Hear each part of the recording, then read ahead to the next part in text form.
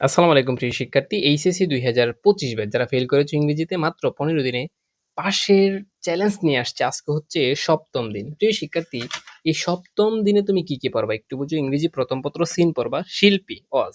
শিল্পী যে গল্পটা আছে এই গল্পর কি পড়বা? এমসিকিউ গুলো পড়বা, প্রশ্নগুলো পড়বা। এখন প্রশ্ন আনসার করতে পারো না অনেকেই। আমি বলব এই গল্পটাকে বাংলাটা বুঝো, তারপর শব্দের অর্থ শেখো। তখন তুমি এমনিতেই পারবা। উইথ ক্লো ২০২৫ সালের সকল বোর্ডগুলো তুমি একটু দেখবা। এটা অনেকে পারবা না।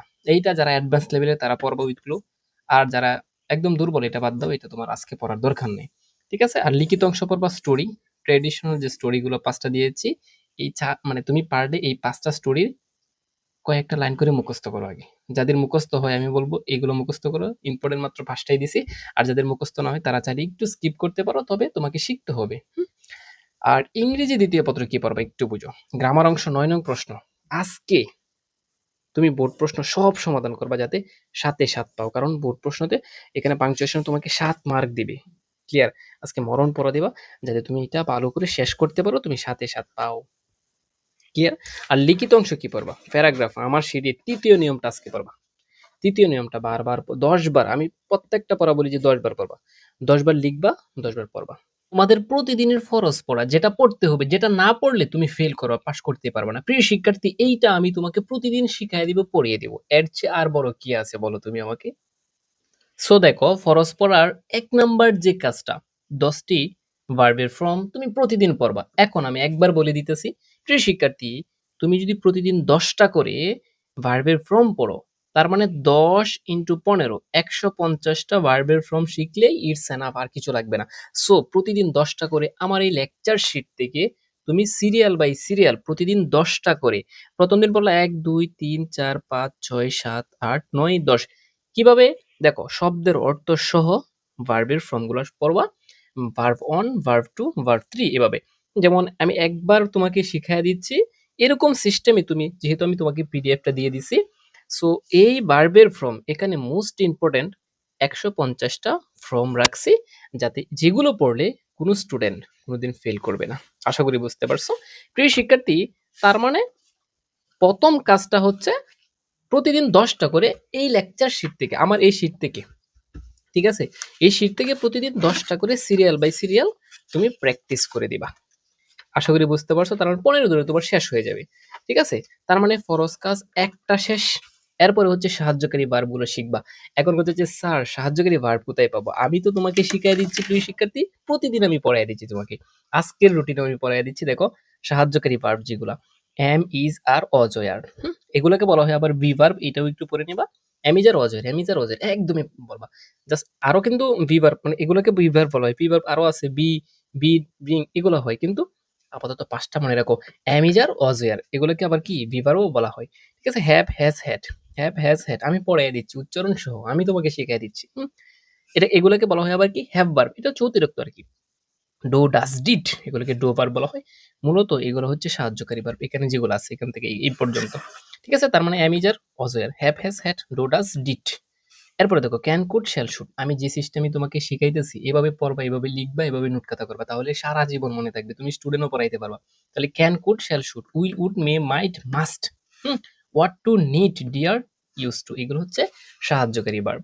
তাহলে কি প্রতিদিন যদি তুমি এটা পড়ো, মনে থাকবে না? আমি তোমাকে শিখাই দিচ্ছি তো। তাহলে কি ফরজ কাজ আমাদের ২ নাম্বার কাজ শেষ। এরপরে দেখো ৩ নাম্বার কাজ হচ্ছে WH ওয়ার্ড গুলো তোমাকে পড়তে হবে। কোনগুলা? যেগুলো W দ্বারা শুরু। কারণ এগুলা পড়লে তুমি বানিয়ে, বানিয়ে প্রশ্ন আনসার করা পারবা না, হয় পারবা না। এজন্য আমি তোমাকে এগুলোও শিখাচ্ছি। এগুলোর কারণে তো স্টুডেন্টরা ফেল করে। প্রিয় শিক্ষার্থী, WH গুলো তুমি ৯ টা একটু ভালো করে পড়বা। আমি অর্থ সহ বলে দিচ্ছি। দেখো, হট অর্থ কি, হো অর্থ কে কারা, হয় অর্থ কেন, হয়ার অর্থ কোথায়, হয়ন অর্থ কখন বা যখন, হুইস অর্থ কোনটি, হোজ, হোজ অর্থ কার বা কাদের, হুম অর্থ যার বা যাদের, আর হাও অর্থ কেমন, কত, কিভাবে। এটার অর্থ ৩টা। জাস্ট ২ মিনিট লাগবে। একটু প্রতিদিন একটু রিভিশন দিয়ে দিবা আমার সাথে, সাথে। ঠিক আছে? তার মানে আমাদের ৩ নাম্বার কাছে এখন হচ্ছে ৪ নাম্বার যে কাজটা করবা ফরজ কাজ, সাবজেক্টিভ ফর্ম গুলো তুমি পড়বা। সাবজেক্টিভ ফর্ম স্যার কোনগুলা? জীবনে আমি নামই শুনি নাই। প্রিয় শিক্ষার্থী, এই জন্যই তো তুমি ফেল করছো। সো তুমি যদি আগে থেকে এই জিনিসগুলো জানতা, তাহলে বা পাবেল স্যারের ভিডিওগুলো আগে দেখতা, আমি বলবো যে তুমি ফেল করতা না। ঠিক আছে? সাবজেক্টিভ ফর্ম দেখো, এগুলো সাবজেক্টিভ ফর্ম, যেমন I, you, we, he, she, they, it এগুলাকে সাবজেক্টিভ ফর্ম বলে। এখন শুধু সাবজেক্টিভ ফর্মও শিখাবো না তোমাকে আমি, অবজেক্টিভ ফর্মও শিখাবো, প্রসেসিভও শিখাই দিব। তুমি জাস্ট এইভাবে বলবা যে I, me, my, I, me, my. You, your এগুলো শিখলে ন্যারেশনও পারবা তুমি, ঠিক আছে? তারপরে we, us, our, he, him, his, she, her, her, they, them, their, it's just প্রতিদিন 2 মিনিট জাস্ট একটু পড়ে নেবে এগুলো। আমি প্রত্যেকদিন তোমাকে পড়ায় দিব, ঠিক আছে?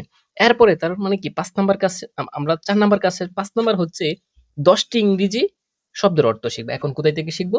প্রতিদিনের রুটিনে যে সিনগুলো থাকবে, পেসেজগুলো থাকবে, যে কোনো স্থান থেকে 10টা ইংরেজি শব্দের অর্থ লিখে লিখে তুমি পড়বা, ঠিক আছে? 6 নাম্বার যে ফরজ কাজ, প্রিয় শিক্ষার্থী, এই 2টা ফরজ কাজ খুবই মানে 6 এবং 7 নাম্বার যে ফরজ কাজ, এটা 100% পড়তেই হবে, তোমার পড়তেই হবে। আমি যেগুলা দিচ্ছি এগুলো শুধু স্টাডি প্ল্যান না, আমি তোমাকে পড়াইও দিচ্ছি প্রতিদিন, ঠিক আছে? হোম টিউটরের মতো। হ্যাঁ, প্রিপোজিশন শিটটা পড়বা, কারণ এখান থেকে 5 নাম্বার পাবা। এখন এই যে প্রিপোজিশন শিট, আমার এই শিট থেকে মাত্র 9 পৃষ্ঠার একটা শিট থেকে 5 নাম্বার তুমি নিশ্চিত পাবা। এই শিটটাও আমি তোমাদেরকে দিয়ে রাখছি, ঠিক আছে? তোমার কাজ হচ্ছে প্রতিদিন প্রতিদিন প্রত্যেকদিন একটা পৃষ্ঠা, আজকে তুমি এই পৃষ্ঠা পড়ছো, এর পরের দিন এই পৃষ্ঠা পড়বা, এর পরের দিন এই পৃষ্ঠা পড়বা, 9টা পৃষ্ঠা। একবার যখন রিভিশন দিবা আবার নতুন করে আসবা, ঠিক আছে? আবার তুমি নতুন করে আসবা। কিভাবে পড়বা আমি শিখাই দিচ্ছি তোমাকে। যেমন অ্যাবস্টেইন ফ্রম, বিরত থাকা, অ্যাবস্টেইন ফ্রম, বিরত থাকা। এভাবে একটা 6 থেকে 7 বার পড়বা।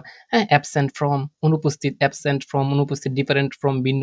প্রিয় শিক্ষার্থী, এই অ্যাবস্টেইন এর পরে ফ্রম এই বসবে, আর কিছু বসবে না।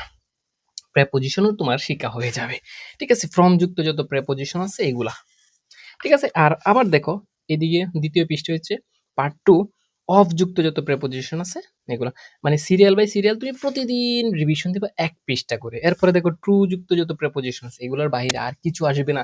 তার মানে এই প্রেপোজিশন তোমাদের 1 নং প্রশ্নেতে থাকবে। কথা বুঝতে পারছো? কথা বুঝতে পারছো? তার মানে কি এটাও একটা টপিক পড়া শেষ হয়ে যাবে তোমার। আচ্ছা, এরপরে দেখো 7 নাম্বার যে ফরজ কাজ, 8 নাম্বার মানে 8 নং প্রশ্ন থাকবে তোমার সিনোনিম অ্যান্টোনিম, তোমার প্রশ্নপত্র। আমি প্রশ্নপত্রটাও দেখায় দিব তোমাকে, কোনো সমস্যা নেই। এই যে তুমি দেখো 25 সালে ঢাকা বোর্ডে যে প্রশ্নটা আসছিল, তোমাদের সেম সিস্টেমে মানে প্রশ্নটা আসবে। এই যে 1 নম্বরে প্রেপোজিশন আসছিল, ঠিক আছে? এই প্রেপোজিশন জাস্ট উত্তরটা লিখলে হয়ে যাবে তোমার। আচ্ছা, এখন এটা কত নঙ্গে থাকে দেখো। 1 নম্বরে প্রেপোজিশন থাকে, 2 নম্বরে ওয়ার্ডস ফ্রেজ, হ্যাঁ, 3 নম্বরে কমপ্লিটিং সেন্টেন্স। আমরা একবার শেষে চলে যাই, ঠিক আছে? এই যে দেখো 8 নম্বরে তোমার সিনোনিম অ্যান্টোনিম থাকে। এগুলো তোমাকে পড়তে হবেই হবে। এজন্য আমি বলি যে প্রতিদিন সিনোনিম অ্যান্টোনিম পড়বা। হুম? 8 নং প্রশ্ন থাকে সিনোনিম অ্যান্টোনিম, প্রতিদিন 2টা বোর্ড পড়বা। এখন আমি সিরিয়াল বলে দিচ্ছি, তুমি কোন সিস্টেমে পড়বা। ক্লিয়ার? তুমি দেখো একটা ভিডিওতে আমি সব বলে দিচ্ছি। ধরো আজকে ডে 1 এ বা ডে 2 বা ডে 3 এরকম ডেতে তুমি প্রতিদিন দেখো। আজকে ধরো 25 সালের সকল বোর্ডগুলো পড়বা, নাকি 25 সালের সকল বোর্ড নিছো। ঢাকা, রাজশাহী, হুম? ঢাকা বোর্ড 2025, রাজশাহী বোর্ড 2025 এর সিনোনিম অ্যান্টোনিম গুলো পড়বা। একদিন এটা পড়ছো, আরেকদিন পড়বা ময়মনসিংহ, দিনাজপুর। ময়মনসিংহ আর দিনাজপুর 2025 সালের সিনোনিম অ্যান্টোনিম গুলো পড়বা। পরের দিন পড়বা তুমি যশোর, কুমিল্লা বোর্ড, যশোর আর হচ্ছে কুমিল্লা 2025 সালের সিনোনিম অ্যান্টোনিম গুলো পড়বা। এরপরে চট্টগ্রাম আর সিলেট 2025 সালের গুলো পড়বা। আচ্ছা, আর একটা বাকি থাকে, তো একটা এটার সাথে পড়ে নিবা। এরপরের দিন তুমি 25 সাল যখন শেষ হবে 24 সাল বসাবা। 24 সালের 2টা, এরপরে যখন 24 সাল শেষ হবে তুমি 23 সালের 2টা করে পড়বা, ঠিক আছে? এরপরে 19 সাল পর্যন্ত তুমি পড়বা। আশা করি বুঝতে পারছো। প্রিয় শিক্ষার্থী, এই সিস্টেমে পড়লে তুমি 100% পাস করবা। যদি পাস না করো তখন বলিও যে মানে পাবেল স্যারকে বলিও কি পড়াইলো। প্রিয় শিক্ষার্থী, মাত্র 15 দিনে পাশের গ্যারান্টি করছে বা আমি বলবো এখনো যারা ভর্তি হও নাই, জাস্ট আমার দায়িত্ব তোমাকে পাস করানো। 100% জীবনের শেষ কোর্স ভেবে আমার কোর্সে ভর্তি হতে পারো, এত কনফিডেন্স নিয়ে বলছি। অলরেডি 700 প্লাস স্টুডেন্ট ভর্তি হয়ে গেছে, আর মাত্র 300 জন স্টুডেন্ট আমার কোর্সে ভর্তি হওয়ার সুযোগ পাবে। এই 1000 জন স্টুডেন্ট 2025 সালে যারা ফেল করেছিল তাদের দায়িত্ব আমি নিতে চাই। শুধু এতটুকুই বলতে চাই। যদি পড়াশোনা ভালো লাগে তাহলে অবশ্যই এখনই ভর্তি হয়ে যেতে পারো।